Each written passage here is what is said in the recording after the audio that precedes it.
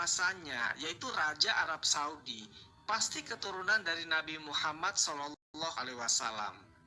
Ini anggapan yang wajar, apalagi mengingat betapa kuatnya simbolisme agama di negara itu. Tapi kenyataannya tidak begitu. Justru, jika kita telusuri sejarahnya dengan tenang dan jernih, kita akan menemukan bahwa keluarga kerajaan Arab Saudi atau yang dikenal sebagai dinasti Al Saud tidak memiliki hubungan darah dengan Nabi Muhammad SAW. Untuk memahami ini, kita harus kembali ke abad ke-18, jauh setelah masa Nabi Muhammad SAW dan para sahabat.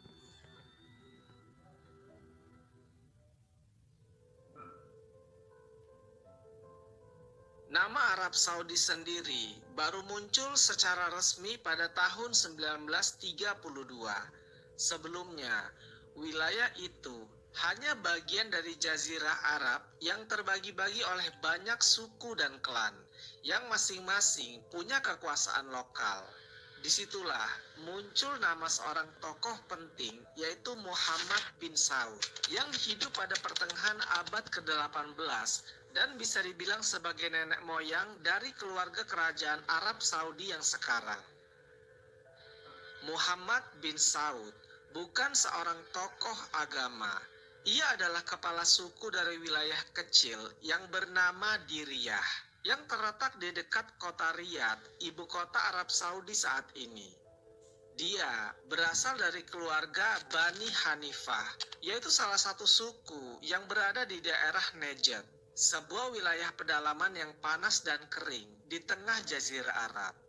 Keluarga Saud tidak dikenal sebagai keturunan Nabi dan tidak punya status istimewa dalam struktur sosial Arab saat itu. Tapi mereka cukup punya pengaruh di daerahnya karena kedudukan mereka sebagai pemimpin lokal. Hal yang membuat Muhammad bin Saud mencuat dalam sejarah bukan karena asal-usulnya, tapi karena pertemuannya dengan seorang tokoh ulama kontroversial yang bernama Muhammad bin Abdul Wahab. Inilah titik penting dalam sejarah Arab Saudi. Pada tahun 1744, kedua orang yang bernama Muhammad ini, yang satu pemimpin suku dan yang satu lagi adalah ulama reformis, bertemu dan membuat perjanjian politik religius. Muhammad bin Abdul Wahab punya misi untuk memurnikan Islam dari apa yang ia anggap sebagai penyimpangan dan bid'ah. Dia menolak keras ziarah ke makam orang suci, praktik tawasul, dan banyak hal lain yang sudah jadi tradisi dalam Islam di berbagai tempat. Gagasannya radikal untuk ukuran waktu itu dan banyak yang menolaknya. Muhammad bin Saud melihat peluang besar dari ajaran itu. Dia menawarkan perlindungan dan dukungan politik kepada Muhammad bin Abdul Wahab, dan sebagai gantinya, gerakan Wahabisme akan mendukung keluarga Saud sebagai pemimpin dunia Islam versi mereka. Jadi sejak awal, berdirinya kekuasaan keluarga Saud itu lebih kepada aliansi politik dengan gerakan keagamaan Wahabi, bukan karena silsilah keturunan Nabi. Dengan dukungan dari para pengikut Wahabi yang militan dan semangat untuk mengislamkan ulang wilayah-wilayah di Arab, Muhammad bin Saud dan keturunannya mulai menaklukkan berbagai wilayah di Jazirah Arab. Yang menarik, pada saat itu kekuasaan Muslim terbesar ada di tangan Kesultanan Utsmaniyah atau Ottoman Empire yang berbasis di Istanbul, Turki. Kekhalifahan ini mengklaim sebagai pelindung dua kota suci, yaitu Mekah dan Madinah. Tapi keluarga Saud dan gerakan Wahabi memandang mereka sebagai pelaku bid'ah yang merusak kemurnian agama Islam. Maka mulailah bentrokan berdarah antara pengikut keluarga Saud dengan pasukan Ottoman dan suku-suku Arab lainnya. Akhirnya pada awal abad ke-19, kekuasaan keluarga Saud sempat mencapai puncaknya dan mereka bahkan berhasil merebut Mekah dan Madinah dari tangan Ottoman. Namun pada tahun 1818, pasukan Ottoman yang dibantu oleh pasukan dari Mesir di bawah Muhammad Ali Pasha menyerang Diriyah dan menghancurkan kekuasaan Saud pertama. Kepala-kepala pasukan Wahabi dipenggal dan wilayah kekuasaan mereka kembali direbut. Namun keluarga Saud tidak musnah. Mereka kembali bangkit beberapa dekade kemudian dan mendirikan kembali kekuasaan mereka dalam bentuk Emirat Najd. Tapi baru pada awal abad ke-20-an, ketika tokoh legendaris Abdul Aziz bin Abdul Rahman Al Saud yang dikenal sebagai Ibnu Saud muncul, maka jalan menuju berdirinya Arab Saudi modern mulai terbuka lebar.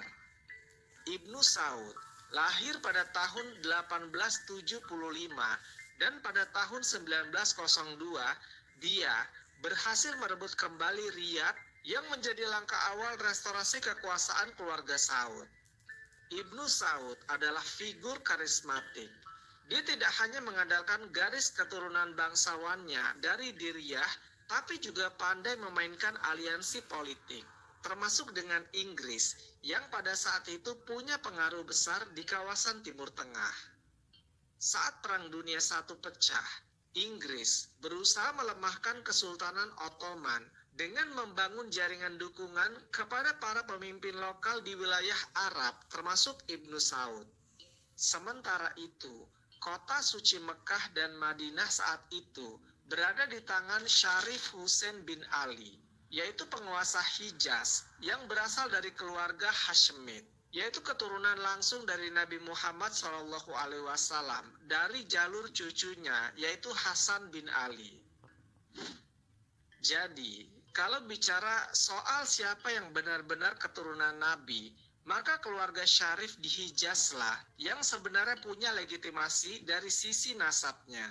Tapi ironisnya, meskipun punya keturunan suci, Syarif Hussein kehilangan kekuasaannya.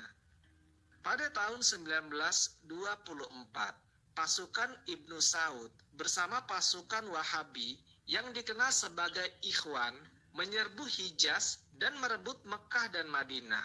Ini adalah titik balik besar kota-kota suci Islam yang dulunya berada di tangan keturunan Nabi, sekarang jatuh ke tangan keluarga Saud yang bukan keturunan Nabi, tapi punya kekuatan militer dan dukungan ideologi Wahabi. Maka sejak saat itulah, keluarga Saud menguasai seluruh jazirah Arab bagian tengah dan barat. Dan pada tahun 1932, negara Arab Saudi resmi dideklarasikan, dinamai dari nama keluarga mereka sendiri.